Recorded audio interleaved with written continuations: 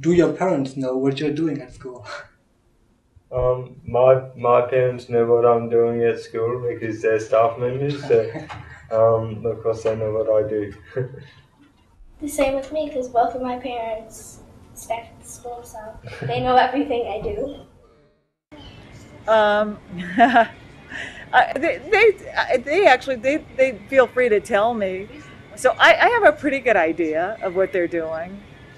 In fact, my 6-year-old likes to she likes to sometimes see if she can push my buttons by telling me I saw an M video today, but she's no worse for wear. She's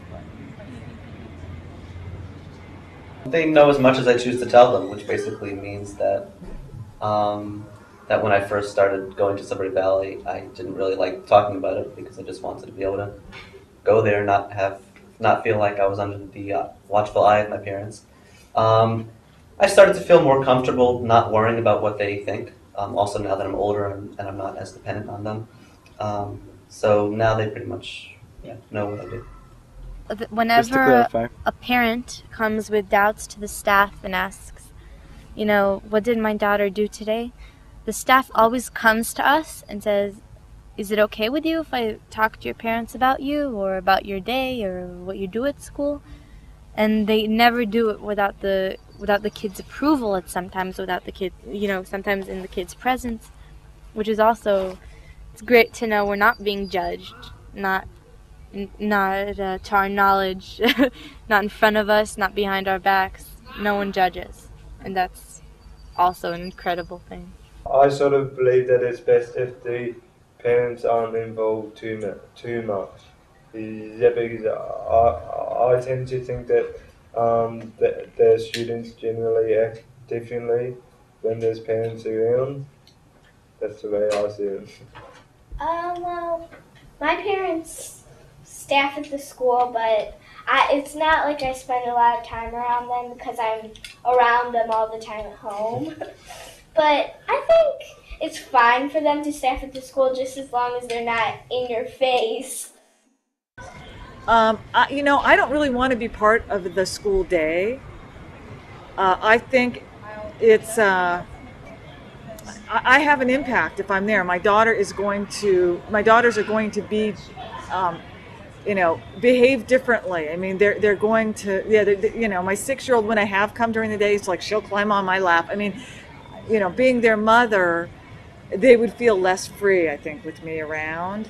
So I would rather be involved in everything else, outside of it, organizing camping trips, there's a lot of ways I like being involved, but not being there during the school day. I think it would be hard being a parent and being there. Yeah, because you might hear your child swearing or something like that, or playing violent games or whatever it is, and I think that's probably the hardest part. And they still want to be the parent of you, and I think that would be the hardest part.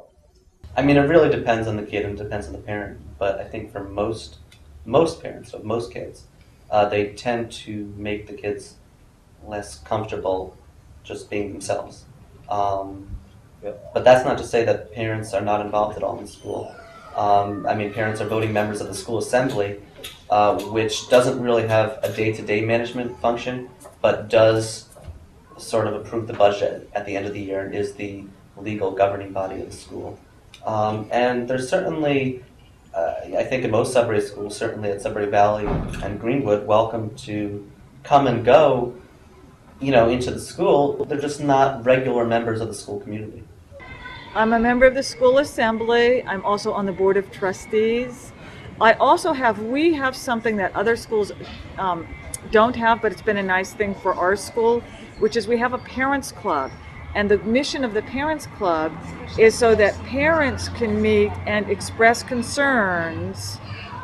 We have a monthly meeting, and it's where we can talk about it, so people can, bring up and say, gee, my child is playing video games 6 hours a day, and people can explain why video games are a valuable way to spend time. And it has been a really nice support, way of getting support, because a lot of us, have family members have blood relations that don't support this way of schooling. And then we also have social events, which for the parents that are anxious always turn into philosophical discussions because they always go find a staff member and they got to dump out all their concerns, and you end up talking about philosophy the whole time. And so they're not really very social, but at the same time we have like cake and coffee and things like that, I actually like to let them know I think it's a healthy thing when they worry. If they're not worried, it makes me worry. Because I think they are doing something that hardly anyone else in this country and the world chooses to do.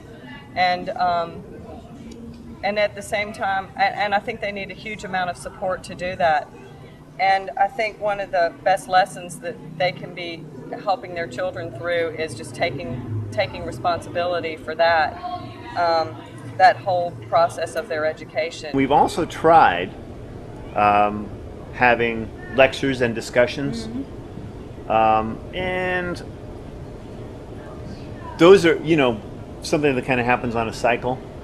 That what happens is we have them and people come and they have a lot of discussion, and then we have another one and fewer people come, and with the third one hardly anybody comes except the real, what we call the basket case parents, that are really nervous, and then we say we're not going to have any more of those because nobody comes, and so we don't have them for a year or 2 years.